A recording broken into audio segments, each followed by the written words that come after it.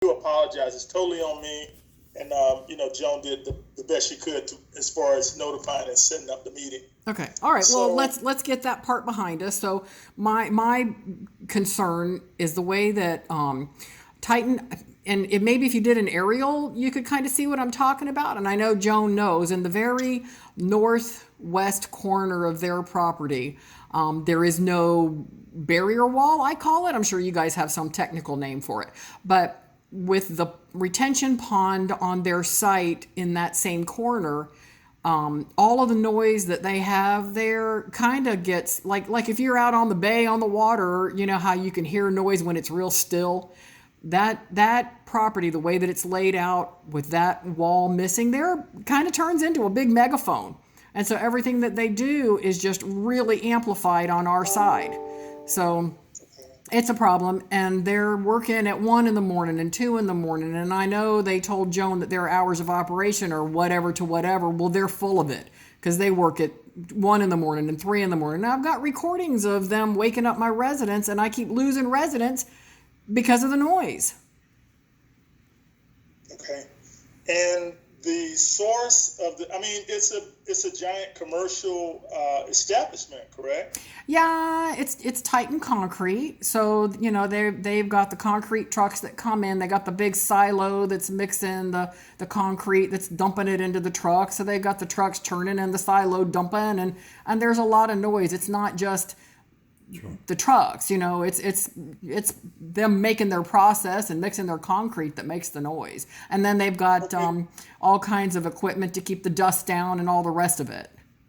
Okay, let me share my screen with you. While you were speaking, I was trying to pull it up, and maybe we can talk from there. So let me share my screen. Okay. Tell me when you see my map. I see it. Okay. So this is a facility, correct? Down on 674, which is also College Avenue. Well, you're over in the field, but you've got us on there, yeah. That's it right there. Yes, correct. This not Titan? Yes. Okay. And where is your place located? Directly to the north. Do you see the little pond? Right here? Yes, sir. Okay.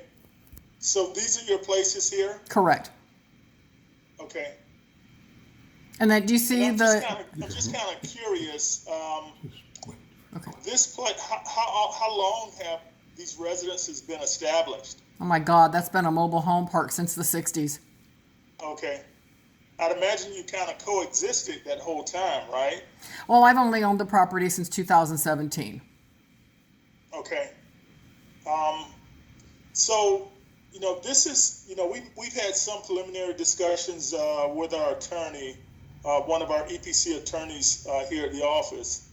This is the quagmire that we're in. We have a commercial establishment, which is heavy industrial. It's not brand new. It's been here for some time. It's a mix of machinery, human activity, and also motor vehicles. And, for what they do, I'm not really sure the best way to address it. The thing about it is that because you do have that mix of activities, and the mobile sources being one, and when I say mobile sources, of course, I'm talking about the big trucks and cars and that sort of thing.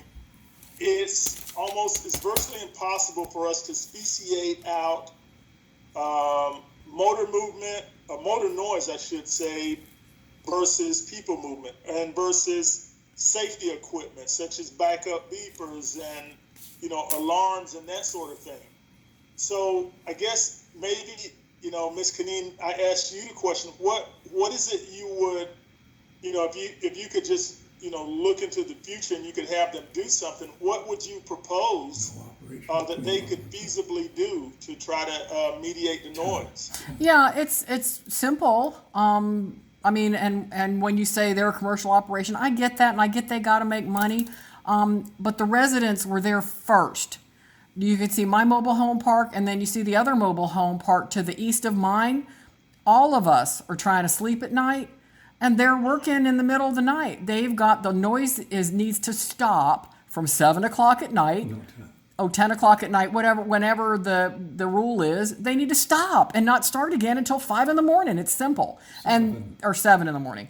And they have another facility down in Palmetto that's really close to us in an agricultural area where they're not disturbing anybody but the cows. So if they need to mix concrete, they need to just add a little bit more on that load to that bid and do it down there during those hours. It's a simple fix. Well, I understand your point of view. It's probably not as simple as you may think. Let me just point out this, that, you know, a lot of the issues that we deal with are as a result of zoning. I mean, it's zoning plans that are done by another arm of the county that's totally separate from EPC. It's Hillsborough County proper, versus our agency. And we really don't and didn't factor in those zoning plans. So here you have not even just commercial, you have heavy industrial activity zoned, basically sharing property lines with residential. And to me, if I were a planner, that would be one of the worst moves I feel like I could make, is to zone these two uses right next to each other. The other thing, when it comes to their operating times, I guess another thing that should be pointed out is that they're probably operating during those. Well, let me say this: we have no control over their operating times, and it's not prohibited by the noise rule. But I would imagine the reason they're operating at the length that they are and at the times of day that they are is because of the fact there is tremendous growth going on in the area. There's tremendous construction, whether it be on road projects or homes or whatever it is in the middle. So that's probably what dictates their hours of operation. And obviously we have no control over when they operate, nor can we say, take part of your business, I guess the needs, and shift your activities from one location to the other. I would assume from, financially, they're doing it at a place where it's more feasible for them to operate. And I'm all about making money. I have no problem with that. And I understand having overgrowth by permitting too much growth. Right? I live in South County, so I get it. I can't go anywhere without getting stuck in traffic, okay? Right. So if they want to operate during those hours, then do it within the limit of the noise. You got a noise ordinance, enforce it. That's all. Right, and that kind of circles right back to where, I guess I began my conversation, is that it is a mix of machines, emergency sounds, and people movement. And it's not really something that we can feasibly do, given you have that mix of things that are really exempt from the rule when it comes to No, sir. Nope. The rule exempts the mobile vehicle, not the stationary equipment that's moving. And that stationary equipment, the belts and the noise and the sand dropping and everything else, that is what I'm complaining about, and that's what exceeds the noise requirement. Right, but what I'm saying is that it is a mix of different sources. It's not just the stationary, it's the stationary, it's the motor vehicles, and it's also safety equipment and human activity too. So say, for example, if someone stands on that edge of the property and just starts screaming, well, we don't regulate human voice. Right, I get that. If there are backup beepers, connected to heavy duty equipment, we don't regulate that. When you have that mix, that includes everything. It includes everything on their facility. And so, yes, the rule does say there are certain things that we can regulate. to be able to speciate that out, to pick just those sounds out, is almost untenable for us to do. That, I guess that's what I'm saying, is that on that property, it's a mix of some of everything. So if Joan comes out, excuse me, where do we go? if Joan comes out with a noise meter and you have the mix of all of this activity, she can't really pick out, what's causing a high sound or a low sound, because it's all being generated on that site. That's the quagmire. That's the problem that we face, trying to enforce the rule. It doesn't happen often, but with activity centers like this, it's something that is very hard for us to deal with. And I wish, excuse me, I have to apologize for allergies, but I wish there was something else that we could do. So what are you doing? I guess where do we go from here? Because it doesn't sound like you're offering any solution at all. Are you? Well, what I'm trying to do is talk with you through it to see if maybe we can come up with some solution together. I've laid out some of the problems that we face in order to regulate, in order to take readings on the sounds that we regulate, and I've laid out the fact that you have multiple sources that the meter can't distinguish between one and the other. That's the big problem. So what I'm trying to do is work with you to see if maybe between the two of us, we can come up with something that we can maybe proceed as reasonable, and then hopefully bring in Titan to see if they can offer something. What do you suggest? This is kind of like, I'm sorry. What do you suggest? If Well, I it's a brain. I'm If I sorry. may, I'd like to share my screen and share a picture which shows the gap in the wall between the properties. I stopped sharing, Joan, so you should be able. Okay. Can you stop him, Steve? Hurry.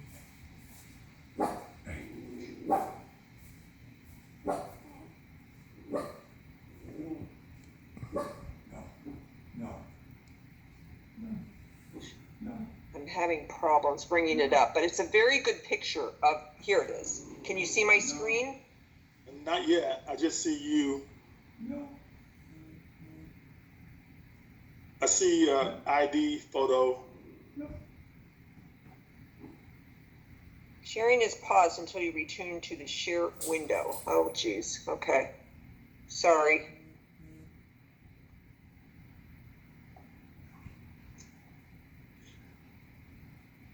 Come on.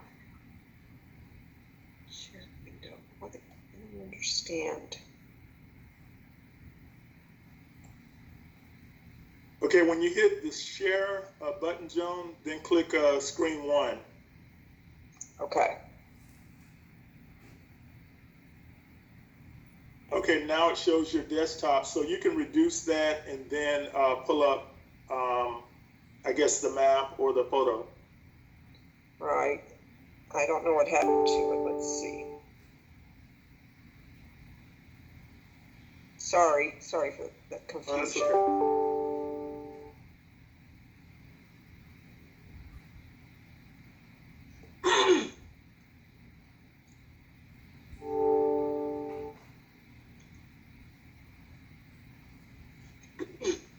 Okay, come on.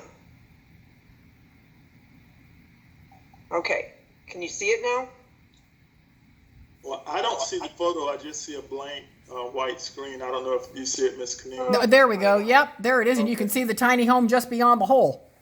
Yeah, see, Yeah, yay, Joan, good picture. if we could try to persuade them to maybe build a solid wall along this gap, maybe that would be enough. So I can tell you that right now, do you see the pile of aggregate there to the right?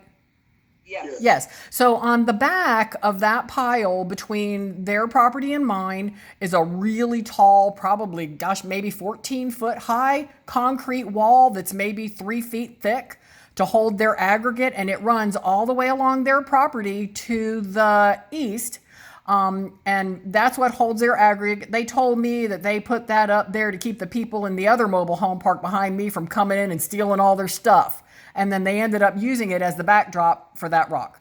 So if they were to continue that concrete wall, and considering they make concrete, I don't think it's a hardship for them, all the way down to the side of their property, then that should help buffer that sound.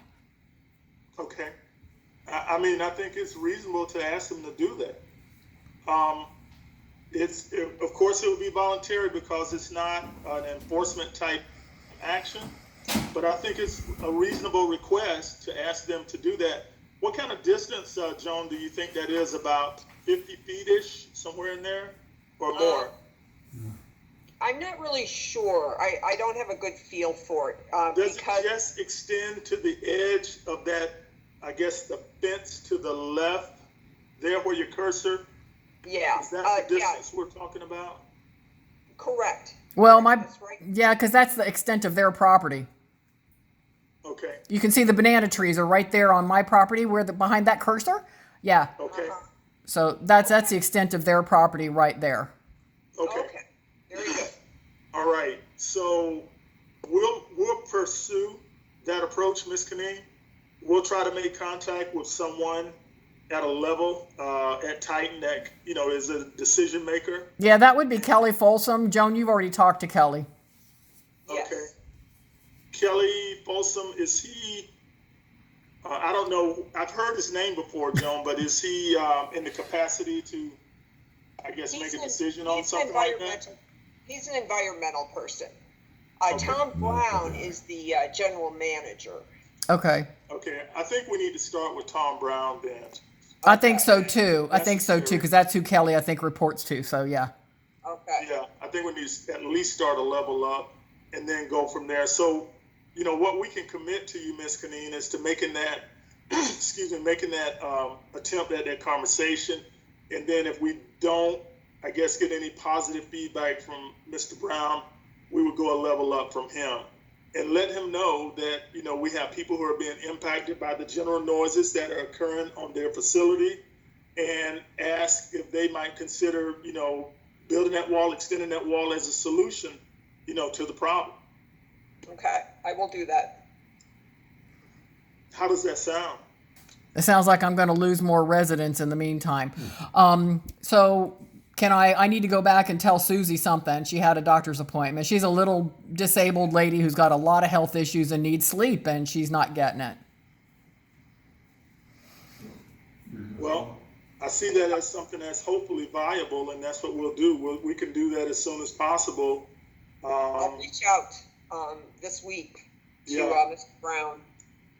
And then what we can do, you know, through Joan, is keep you up to date on our discussions, and, you know, just go from there.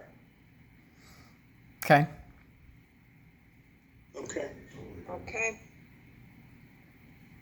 So hope we didn't take too much of your time today. I appreciate you. I have a question for you before you go, Reggie, if you don't mind. Okay. I understand, based on the rules that we have to play with here, that your hands are tied in really enforcing anything. What rule has to change for you to be able to gain enforcement ability? Well, the way you phrased it is hard for me to answer. But what I can tell you is that there are certain things that we regulate and certain things that we don't. For us to try to regulate mobile sources is totally unfeasible, because if we were to try to regulate one, then everything falls in that same category. We get a lot of complaints about engine noise and, you know, moving vehicles. It's just not something that we can do. I'm trying to think what else. The exemptions for, you know, personal safety and emergency equipment, that's something that can't be changed, because it's a health consideration, and sometimes a life or death consideration if no one hears the emergency apparatus, whether it's a backup beeper or some other type of emergency piece of equipment. So, you know, I think the rule, if you look at the rule from the standpoint of what we can feasibly regulate, I think it makes sense. So I can't answer the question the way you framed it, but I can say that the things that we regulate, I think the things that we regulate are sensible things that we can regulate. Well, I'm just thinking about the big silo that makes a lot of noise, and every time the belt goes, it squeals really loud. That was why poor Joan, when she said, well, I'll come out at 5 o'clock in the morning and do a recording. It's so intermittent with what they do, but I mean, it goes off the charts when they do it. And what is it, I guess like a conveyor type belt? I was over there one time and they shooed me away. But yeah, so they've got conveyor belts, and then they've got this huge silo that they kind of mix everything, that aggregate that we were looking at, that gets dumped into there. So that, when that happens, that's really loud. So those kind of things.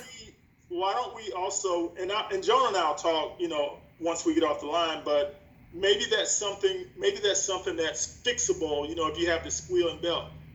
What you just said is part of the problem in trying to regulate things that we do regulate, because if you have an intermittent noise, for us to come out and do a noise test, we have to be geared up and ready to go. We bring the meters. I'm sure you probably know how it works. We bring the meters and wind equipment. We bring all the necessary equipment we have in order to take the readings. But the one thing that we can't predict is the time of operation. So say, for example, you know, like a run-of-the-mill noise complaint, we may be at a bar in the middle of the night. Joan and I, we've been out to Town and Country a couple of months ago at 2, 3 in the morning trying to determine if a bar is in compliance. We know when that bar is going to operate, and so we come prepared and we set up in advance and take readings, and then we go back and do the analysis.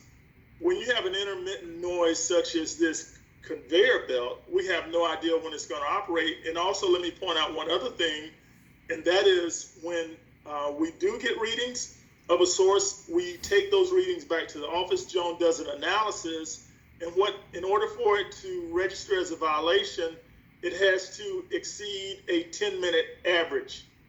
And so if you have an intermittent noise that, let's say it squeaks for 1 minute and it's at 75 decibels, and the other 9 minutes it's at 40 decibels, well, it averages out. And so, by rule, it wouldn't, register as a violation. But when we have these noises that are short-term duration and we know it's causing a problem, what we try to do is work with people to try to get some type of voluntary compliance. And, with you pointing that out, we'll add that to the other item that we're going to look at, which is the wall, to see if they will do something that'll be beneficial for the neighbors. We spend probably an equally amount of time trying to get people to work with us and the complainant as we do going out taking readings and enforcement. So just leave it to us to at least give it a shot. Ms. Kaneen, I can just tell you, we really do the best we can to try to help the citizens.